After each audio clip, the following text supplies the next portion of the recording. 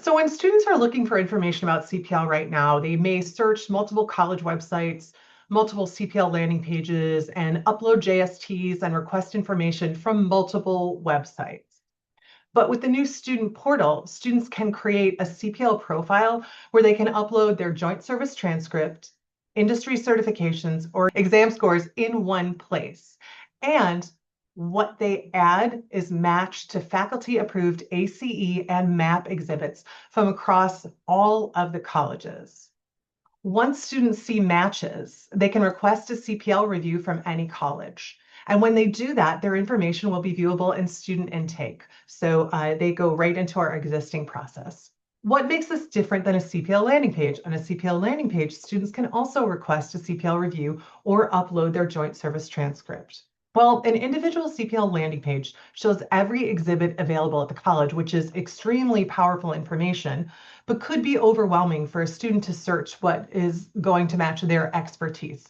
So the CPL Student Portal does that matching and searching for the students, surfacing only the exhibits that correspond to what they uploaded.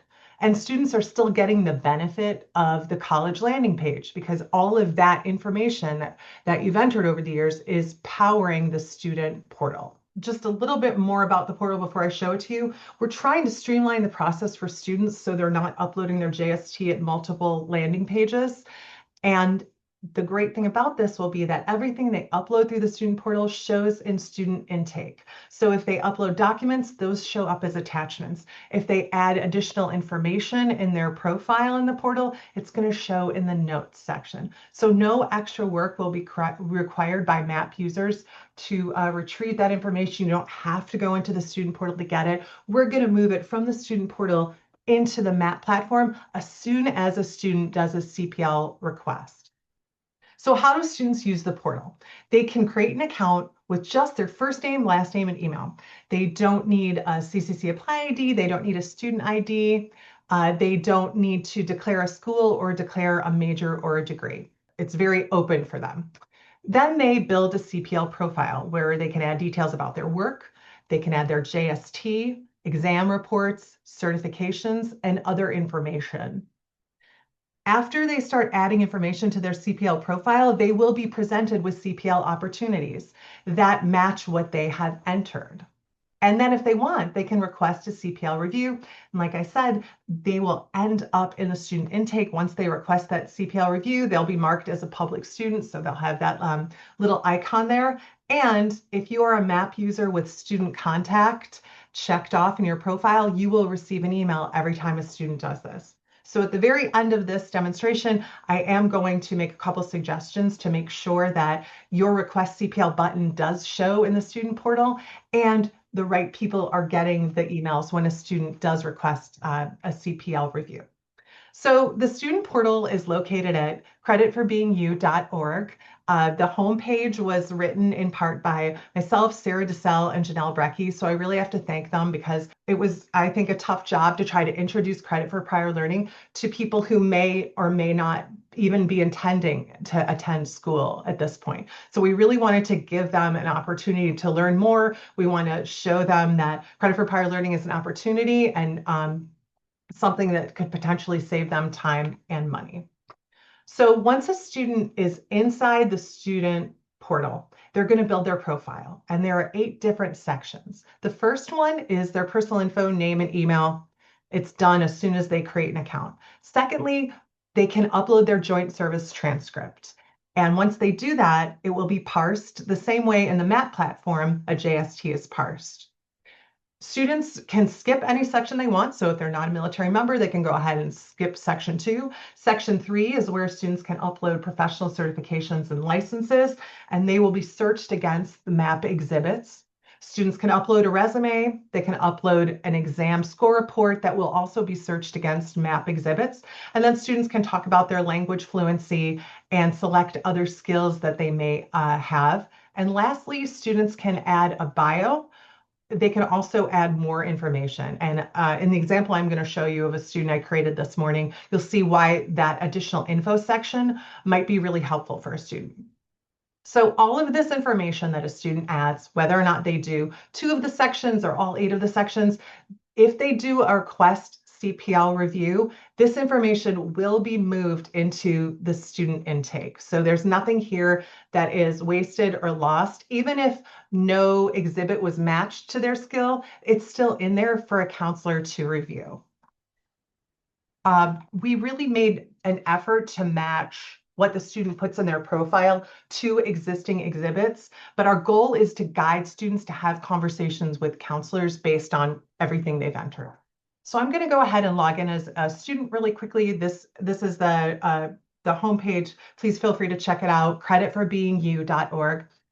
Students can click Get Started or create an account. I'm going to log in because I created an account this morning just for demo purposes. And this looks a lot like the PowerPoint slide I just showed you. These are the different sections that a student is walked through. And once they start filling out sections of the CPL profile, they will start to see matches on their dashboard. So here I am on Warren Harding's dashboard, and I can see there were 56 CPL matches found. And here are all the institutions where CPL matches were found based on, let's see, what did I put for Warren Harding? I put in his JST, and I also put that he had a CompTIA certification.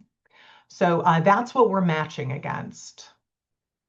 So I'm going to go ahead and click on Riverside. So Warren Harding matched with 4 courses at Riverside, and I can see that the top 3 courses were based on my military training. And the last one was on the certification. I can mouse over this and it shows me my CompTIA certification. So that's what it matched on. So if I wanted to go ahead and request a CPL review from Riverside City College, I would click that button. Looks very similar to the one on the landing pages. And all of my attachments are here, my CompTIA certification, my JST, and on the right, I had written a little bio talking about how I had been coaching people on writing speeches for the last few years and asking if there was a way that I could get public speaking credit. So I put that in the bio section of the tool, and now once I click Submit Request, that information is all going to be in Riverside's student intake. I'm not going to click Submit Request, but I do want to point one thing at the bottom here. And a couple times on the site, we have some language that lets people know about all of the variables, some of the variables that were mentioned in the presentation previous to mine: residency requirements, educational goals, transfer plans, financial aid, veteran benefit eligibility, and college requirements. So we have that message in a few different places so people understand that there's a lot more to CPL. 2 more things I want to show you on this page. I'm going to click to the map view. So once you have CPL exhibits that match to what you have added, you can switch to the map view and see those locations specifically. You could also go ahead and search by zip code. You could see the location of all of the schools. But here I'm looking at 29 colleges because those are the 29 colleges that I matched exhibits to from what I uploaded. There is a chat bot that is part of this tool. It's called Sierra, and it's in the bottom right-hand corner. And there are a few things that this chat bot can help students with. Students can say, I have a post certificate. What do I do with it? And this AI chat bot will help them upload it directly into their profile. So they don't have to go section by section if they don't want. They could have the AI fill this out for them. They could also ask a specific question. What schools offer a CompTIA credit for CompTIA certification? It will give them those results so they can see that comes up in the chat window. And lastly, if students want to add a bio in that section 8, that last section, this can help them ask probing questions. When a student requests a CPL review, an email is sent to the student, and it's also sent to the student contacts. This is what it looks like. It's going to have all the information for the matches that were made by the student portal, including everything that was added by the student that may not have a match yet, but may be really useful information to have and to start a conversation. So there are 2 settings that you might want to check on your MAP platform to make sure that students are going to see this Request CPL Review button. So I've got a screenshot here, and if you look down here at the bottom college, it says contact college directly to request CPL. So they don't have that button where a student can click through. Now a student can click this button here and visit the Modesto Junior College CPL landing page, but they can't request a CPL review directly to that school. And that's because the request CPL review button is not turned on. To turn that on in the ambassador module, the CPL assistant email has to be filled out. So it's really easy to do.